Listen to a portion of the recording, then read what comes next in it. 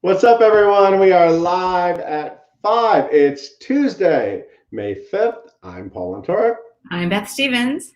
Beth, I have these dots on my face. You see that? No, you're sitting in the window. Anyway, hey, did you see my West Side Story poster, by the way? This way. Cool. That's from the Karen Olivo revival. Aha. It's merch from the Palace Theater. Anyway, now that you can see it so clearly. We are joined, as always, by Caitlin Moynihan, not sporting earrings today. I had to put my ears a break.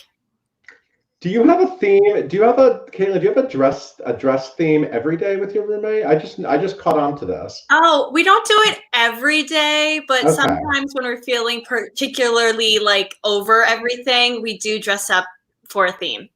Okay, but not today. Not today. Maybe it's like dress down day. We should have done Alphaba and Glenda and Fierro Day, but we didn't. Oh. I don't fit into those pants anymore. Hey, Beth, who is today's guest? Well, we have Miss Married Lady Amanda Jane Cooper with us. Yeah, Sadie, Married Lady. I love it. We're going to find out all about her unusual coronavirus timed wedding. But first, today's top news stories.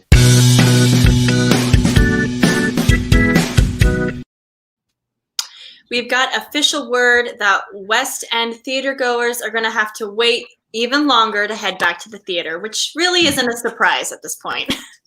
Right. So officially, the theaters in London have said that they have extended their cancellation of performances through June 28th. They had it through April 26th, which we've already passed, and now they're saying June 28th. That doesn't mean that the theaters will suddenly come back on June 29th. It just means that that's the next extension for refunds. And, we'll see how it goes. We're all playing the same waiting game. Yeah. But all of the theaters in the West End, I think there are about 50 of them, are still shut down for now. Yep. Yeah. And because of that news, we're going to have to wait until next year to see these two reunite on the London stage.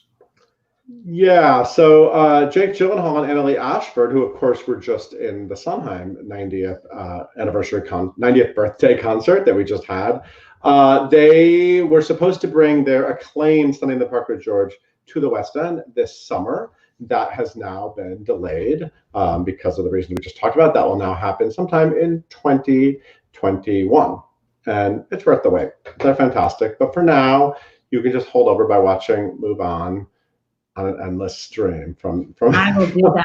And it's going to look great in the Savoy Theater, so I'm excited. Oh, is that a good one? Yeah, it's a good one. The Savoy. Oh, the Savoy. Yes, I know the Savoy. We saw Dreamgirls there. We saw Funny Girl there. We saw Cabaret there. Paul, we've been there a lot. I saw Legally Blonde there, too. Yes, you did. I have been there. Yes. I know all about it. Yes. Yes, and this is some sweet gruel news. So our star of the year, our friend, our vlogger, Erica Henningsen, who was, of course, the star of Mean Girls and is also appearing when it comes back in Flying Over Sunset, has joined forces with She's the First to raise funds for organizations for a COVID-19 response fund. So this is Giving Tuesday. Today's Tuesday. Say Tuesday. Today's Tuesday. It's Giving Tuesday. And Henningsen is joining with this great organization to help people in the community. So head to Broadway.com and you can find the link where you can donate and help out yourself. Awesome. Yes, and look at this very, very, very good boy. Yeah, you can't see him that well here, but that is Farley, everybody. And I became a fan of Farley on Instagram a while ago. Farley is the dog owned by Craig Carpel, who is a longtime theater publicist in New York City that Beth and I have known for a very long time. And Farley is his yellow lab. And Craig has been taking Farley all around town during this very strange time and capturing all these beautiful images of Farley in front of all of these empty theaters. And there's a great photo of Farley in the standing room line at Little Shop of Horrors, kind of waiting for Christian Borle to come back for his Lortel wedding performance. Anyway, it's great. You can see a lot more photos. There's one on our Instagram account and also on the site. Farley is the the canine icon we need, right? I'm sorry, Henry. Henry's very jealous, but Henry is not posing in front of all the theaters. So we have Farley, and we love Farley. Farley is adorable. And that's the hard news of the day. Hard-hitting news. It's hard-hitting news day. There we go. All right, Beth, we're going to put you backstage. And Caitlin, why don't you tell everyone about today's guest? Gladly. Yes, guys, we have Miss Amanda Jane Cooper here with us today for another episode of Live at 5 Home Edition, live on both Facebook and YouTube. You guys probably know her from being Broadway's 15th anniversary Glenda and Wicked, which marked her Broadway debut after doing it out on tour for a few times. She also appeared in Kristen Chenoweth's For the Girls concert on Broadway. But most recently, she had a very unexpected, wonderful Zoom wedding. So we're going to talk all about this, all about Broadway, what she's doing. You can leave all of your questions in the comments down below and follow her on social at Amanda Jane Coop. Please welcome Amanda and Paul. Oh, Amanda Jane Cooper. Hello. Thanks, Caitlin. Hi, Paul. Good to see you. So good to see you, too. How are you? I'm doing good. Yeah. Good. And how are you doing? You were in the midst of planning a wedding. Yeah, we sure were. Yeah. Hey, before we start, I have to tell you something. Okay. Happy birthday to you. Happy birthday to you. Happy 20th birthday to Broadway.com to you. Oh, that is so sweet. Thank you so much. Yeah, we turned 20 on Friday, May 1st. Yeah. Amazing. Thank you for paying attention. I love it. I saw your guys' tweets about like sleeping on the office floor 20 years ago, and I was like, I'm just dying to know the backstory of this. True fact. Beth and I slept on the office floor. Waiting to launch. But I can't believe that you were so prepared with a candle. I'm very impressed. Well, you know what? For you guys. Knowing her, I'm not surprised. I'm very honored, but she's that kind of girl. She's prepared. I love it. No one sings happy birthday better. So there we go. Wow. Thank you so much. We appreciate that. Congratulations. I'm so excited for you. You're married. And I remember when you met this guy, and I remember you were swooning over him when you first met. Now you went from swooning to zooming. Now you zoomed. You zoomed into a marriage. Are you a writer or something? That was so clever. Yes, I remember like you and I were backstage or like in the atrium of the Gershwin during a photo shoot one time, and I just remember being like, I met this guy. Okay. Yeah, I know. It was adorable. And you kind of knew. You knew this was the guy. Yeah, I think we knew pretty early. Yeah, it was really special. It really, we just, I think, both felt like we were sort of orchestrated together, which is cool. Sure. So one of our pivotal moments actually happened at the Gershwin stage door. So we had met. Do you want this backstory? Wait, do I what? Do you want the backstory of our relationship? Are you kidding me? I vaguely remember you telling me something about the stage door, but tell me this. Tell everyone. I love this. Okay, so we had met originally in the church lobby in October of 2017. I went to this church. I had heard about it from a friend in LA. I went, and who was at the door? This very handsome gentleman named Andrew. And you were new to New York, right? And yeah, I had only lived here for 10 months. You were sort of looking for a community in the city. Yeah, totally. So I was just like, okay, we didn't have a 5-show weekend. So I was like able to go one night on a Sunday night after a matinee. I show up, face, still glitter bits everywhere. And, of course, yeah. And yeah, we just exchanged hellos. And I noticed right off the bat that he was so kind and genuine with every single person that he interacted with. It was really, really just obvious right away. Mm-hmm. And but yeah, it was just hellos really for like 3 straight weeks. And then we moved back into 5-show weekends over at the Gershwin. So I wasn't able to go to that particular service. So I was gone for about 5 months until our schedule changed back in March. And I was like, I'm going to go check it out again. So I go, and Andrew remembered my name, and I happened to remember his name. And I think he was like, I don't know if I'm ever going to see this girl ever again. But I think he took it as a little bit of a sign that I like wandered back in with my glitter face. And yeah, so then we just started like talking more and more. He was serving on the connections team there and like greeting every week. And so like our time in the lobby just increased. And finally he was like, how can I get on her radar as more than just like the church greeter guy, you know? And so did he say that? Was he sort of like we gotta, this is the thing, we gotta make this a thing? Well, after he told me. So what happened was he was on his way home. He was like, how do I like ask her out? You know, so he's on his way home from business dinner wearing a suit. P.S. I had never seen him in a suit, but he's on his way northbound in a cab. The cab was supposed to turn on 55th. It did not. For some reason, Providence turned on 51st. Guess what? That's the stage door of the Gershwin. Guess what? It was literally right when people were lining up after the show. He says, stop the cab. He gets out. Well, maybe he didn't say it that dramatic. I just like to, you know, add flair. So he gets out of the cab and it literally was like a movie moment for him because he gets out of the cab and the stage door opens and literally in that same moment I walked out of the stage door and he was like, this was a huge mistake. Maybe I'm workplace stalking her. Like, should I go home? But he didn't, thank goodness. He went to the back of the line and I like saw him and I was like, Andrew? And shared this really special moment. He didn't ask me out that night, but it was like, definitely that was the momentum that we needed to begin. So it was pretty cool. I love it. And so you were supposed to get married, what, late April? And then yeah. Mm-hmm. So you were planning a wedding.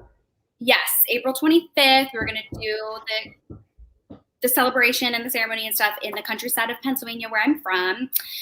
But in March, okay, so March 4th, we left New York to go to Israel. I had some concerts there with an Israeli singer, Isaac Sutton, who I had performed at 54 Below with. He is so awesome. If you're watching. Shalom, Isaac. And so, Andrew, we were on the trip together. We left on March 4th, and we had heard about, you know, coronavirus. But at that point, we did not know what we knew even 2 weeks from then. So we left. We got to Israel, did 2 concerts, and then quickly found out, you know, the severity of what was actually happening. Right. Our borders were closing. Like, we were like, are we going to be able to get back to the United States? Everything was just kind of up in the air. Half of our shows were canceled, but praise, we got back to the United States March 15th. But we read an article about how courts were beginning to close. And we were like, oh, what if we can't leave New York to get to Pennsylvania? So, and we had been during this whole dating relationship waiting to move in together and all of this. And news was coming of like, okay, everybody's going to need to quarantine. And we were like, oh, okay, well, how's that going to work? We don't really want to quarantine apart, but we wanted to wait till we were married. So March 18th, we looked at each other and we're like, should we go get a New York license just in case? So we were wearing helmets, masks, gloves. We biked 6 miles on city bikes down to the clerk's office. Paul, I was wearing a white sweater. Thank God, because it was actually that day that we got legally married, but we didn't know we were going to. So anyway, we're going all the way to the clerk's office. We get there, we get our license, we're like covered up, you know, whatever. And then we're like, so if we get married in New York and our pastor sends in the paperwork, will we still be we'll still be legally married, right? If the courts close, like we'll still be legal. They're like, no. If this office closes, you won't be considered legally married if nobody's here to process your paperwork. So we went to the judge and we pled our case to ask for the waiver of the 24 hours to get married. We called our parents. We were like, hey, this is what we're thinking of doing. What do you think? And they both were enthusiastically yes. So in less than an hour, we were married at the clerk's office downtown.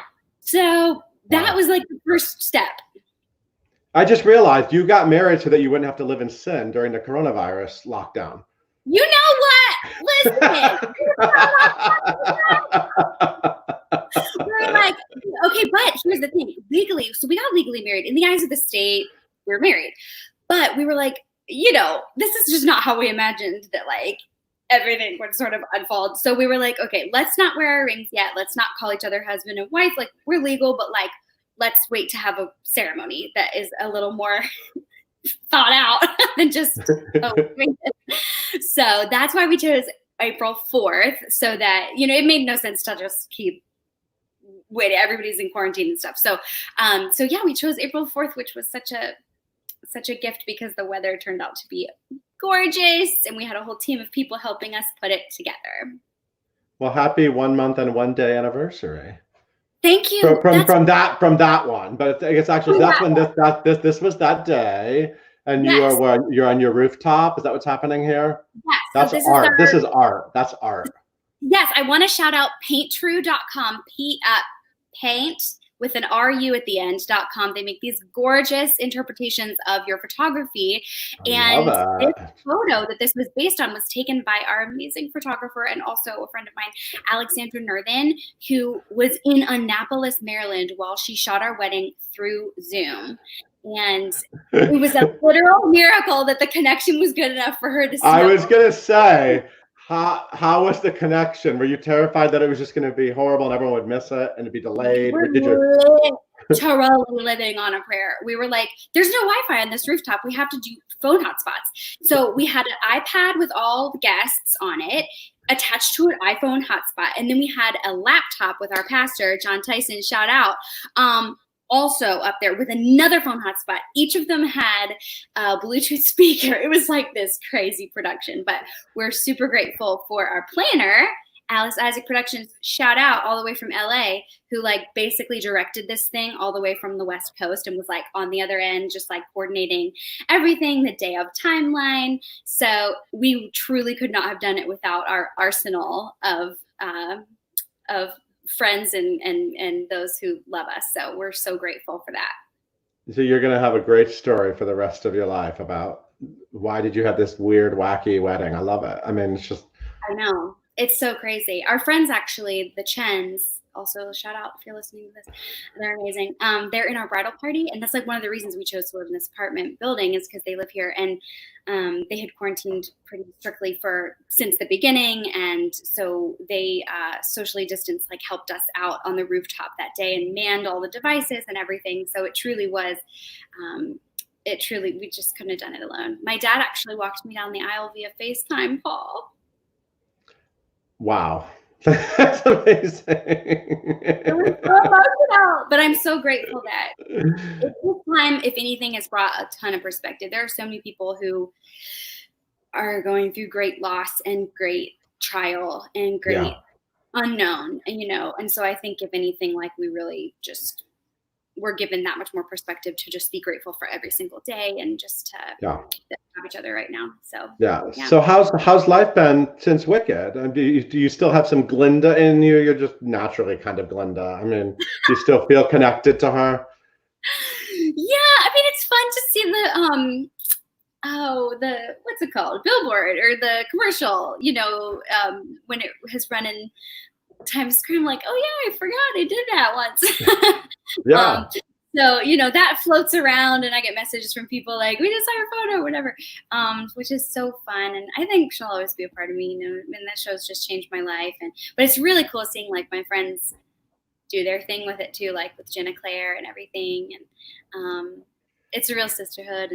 But yeah, I mean, I think there's a part of her is, there's a little sparkle that lives on even in my daily life. But things have been good. I shot a movie in July with Julia Murney as my tennis partner in the movie. Oh, wow. I know. Betsy Wolf was in it as well. It was really fun. So, but yeah, life's been good. I've learned a lot. I've had time to slow down a little bit and have just give more attention to my personal life, which has been really, really cool. So. Awesome. Yeah. It's great that you got to lock down with your new husband and focus on each other. Thanks. Yeah. Thanks. Yeah. So tell me, what does this guy do? Talk about what is what first of all, are you changing your name? Is your career, is this still your name? Yes. So that is Did we get it wrong? Did we write it wrong? No, it's great. So legally, I'm going to take his last name. We're going to be the Bells. which is so cute. I love that last name. But speaking of, he's here. Yeah. Will he pop in? Oh my gosh, the handsome. Hi, how you doing? I'm Paul. I heard about you a long time ago. Oh, I know you guys. So, Grateful for the in-depth research that I got to use when I first started dating Amanda Did from you stop me on Broadway.com. Broadway.com? you would watch like interviews and get to know. Oh yeah. Get to see what you were getting involved with. Yeah. And so talk about all your stage door stalking. I like that. Oh my gosh. Yeah. Guys, Pop in. I was afraid. You only get one shot with an amazing woman like this. Aw. And I didn't know if I'd be leaving with, a date or, in the back of a cop car for stalking this woman. But all's well that ends well, right? So What's it been like getting all this attention? You guys have been sort of like all over the news with this crazy Zoom wedding. What's that been like? It's been really cool. Amidst everything going on, we've had a good dose of perspective, that we had some moments of sadness and disappointment, but all things considered, we're super blessed and to be healthy and have each other and to get to tell that story and hopefully bring a little joy and shout out the tribe that was behind us that helped make it happen. I think it's been a really cool experience. Yeah, for sure. Yeah. Do you guys have like a honeymoon that you want to do once all of this is over? And have you thought about that? Funny enough, literally today, we're supposed, if everything had stayed as it was, we would not be in New York right now. We'd be on our but I think maybe, in the future, but when everything is safe, it's in the big perspective of things, it's like, we're just grateful to have each other and a roof over our heads, so. Yeah. But eventually it would be fun. Yeah. That's what's been the number one thing you've binged together on TV? What's the... I can tell you what I wished it was. What? I wished it was haircut tutorial videos. Hopefully it was not. Well, look how good it looks. This is my work. This is my date. Wait, you cut that? You did that? That's amazing. Wait a minute. Full disclosure, like he did most of it. You did most of the clipper work, which was very impressive, and then I just did like the edges. But we, for real though, have been binging this show. It only is one season so far, and we're like very sad about that because we want to watch more of it. But it's called The Chosen. If you just Google The Chosen TV series, it's like not on Netflix or anything. It's like its own platform. But oh my gosh, it is so good. So good. Yeah. So Okay. I love that. I think Caitlin likes it because she just cheered. Caitlin, The Chosen. It's great. Highly recommend. I can do that.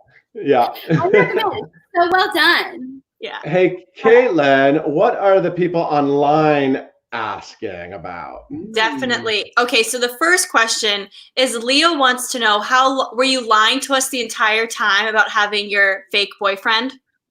Good question, Leah. Not the entire time. We started dating in May of 2018. So I think the Bay series may have started like 3 years prior. I think the first post I did was like August 2015. So y'all, for 3 years, you were getting the truth. And then when we started dating, we decided to keep everything offline just to have like, just the privacy of that, But then we were like, we have to announce this via the Bay series. So which little did we know when we recorded the Bay series episode where we announced we were engaged, was like right outside of our apartment, months before we knew we would live here. Yeah, that's so true. So we get to look out and see. That's so true.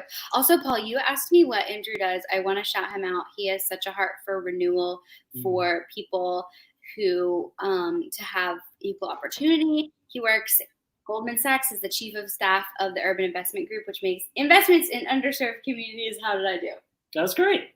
Okay, good. So that's what you had asked, so I wanted to answer.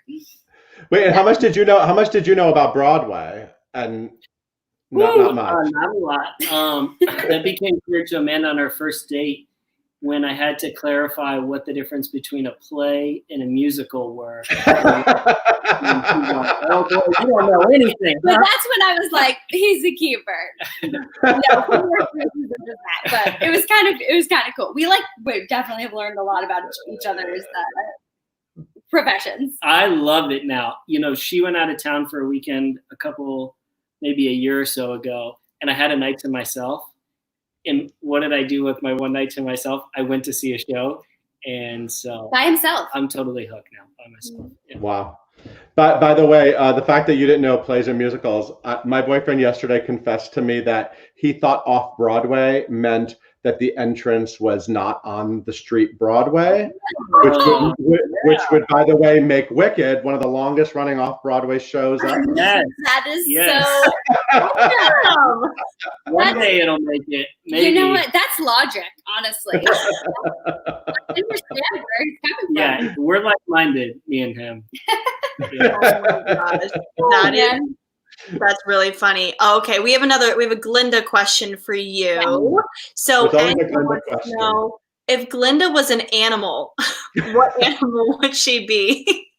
Oh my gosh, that's such a good question. Enya, hi. Okay, the first thing that came to my mind was what I call Jess Vosk, which is a bunny. I feel like she can be like quick and like light on her feet, you know, and she brings people joy, and maybe she runs away when she's scared sometimes. Andrew, would you be able to actually quarantine with Glenda, the character? It seems like that'd be a lot. That'd be a little much. Yeah, the character. Oh. She has a changed heart. That is a redeemed woman. Okay, she is redeemed. That's right. Maybe not Gyllenhaal. Maybe just. Oh, that's true, Glenda, not Gyllenhaal. Look at you. You're such an insider now. I love it. That was good. I'm reading off my notes over here. Oh my God, he's learning. Okay, I think we can do one last question. And Samantha Elliott on YouTube wants to know, if you could play a male role on Broadway, which one would you want to do? Oh, that's a good question. do? Guys, I used to love the music. Well, I still do. I love the music from Man of La Mancha. Oh. The Impossible Dream. Maybe I would. What about Don Quixote? I mean, don't quote me on that, but I just love that song. What did I play? It's a really good question. That is a great question. What do you sing in concert? I mean, you have to sing popular, right? That's part of the gig. Yeah, I usually sing that. When I was in Israel, I sang in Hebrew. I had to learn some Hebrew too. I could have danced all night. I learned those Hebrew lyrics. But I sing this song called Daughter of the King by Jamie Grace. What theater song? Oh, I love the song Notice Me Horton. What else? I'm trying to think of show tunes. On the Other Side of the Tracks, we've got, I changed the lyrics to like Here I Am. That's a really good question. I'm going to stew on that one. Do you have any dream, like number one Broadway dream role, like a classic musical or? That's a really good question. I mean, yes. It's hard because like Glenda from a young age was like the thing I wanted to do so much. And so I, classic Broadway though, I've always wanted to play, I really want to play, I know, well, this isn't like golden age, but I really want to play Little Red in a professional iteration of Into the Woods. Did you do it? You did it like in school? I did in college, but I want to like revisit it. I just think it would be so fun. Yeah, I think you'd be great in that role. I'm into that. Thanks. Yeah. I'm just I'm supposed to be recording this thing. Stay tuned. I'm excited. This new musical that is about this really inspiring true story of this woman who is still alive and doing amazing things with her life today. I don't know how I'll say what it is, but it's really beautiful. So keep you posted on that. I need to stew on this classic role though. I'm sorry. I don't have immediate No, that's good. You know what? Little Red is a classic role now. Into the Woods should always be on Broadway. That just needs to always. Hey, how about Jessica Vosk as the witch in the oh my God, in the prologue video? So incredible. Yeah, that was awesome. All right, let's bring back the what? Say it again. Sorry, just before we go really quick, I know you had mentioned Erica with Giving Tuesday Now. I wanted to say, okay, guys, like today I signed up for Cameo for my first time ever. And a portion of the proceeds is going to Two Wings, which is a nonprofit that supports survivors of trafficking. And right now, because of rent, utilities, and food, it's just trafficking. They just need all the help that they can get to make sure that the survivors like have the things that they need to continue living in their new lives. So a portion of the proceeds is going to that. And then also, if you just want to give directly, you can go check out their site via my Instagram. So yeah, I just wanted to say that before we go, since of course, you can say whatever you want. We're so excited to see you. Congratulations. Wait, show me the ring. There's a ring. Hey, there's a ring. There's no a ring. Manicure. I have no manicure, but it stands alone. Good job. Nice to meet you, Andrew. Thanks for popping in. I love you. Yeah, we'll be following you on social. Hopefully we'll see you in person very soon. I know. Can't wait to give you guys hugs. I hope that all of us can see all of each other soon.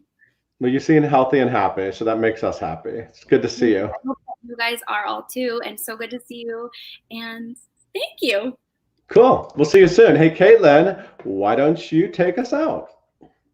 Yeah, thank you guys so much for tuning in today for another episode of Live at 5 Home Edition. You can follow along wherever you get your podcast by searching for hashtag Live at 5 and hitting that subscribe button. Be sure to tune in next time we talk to Lauren Patton all about Jagged Little Pill.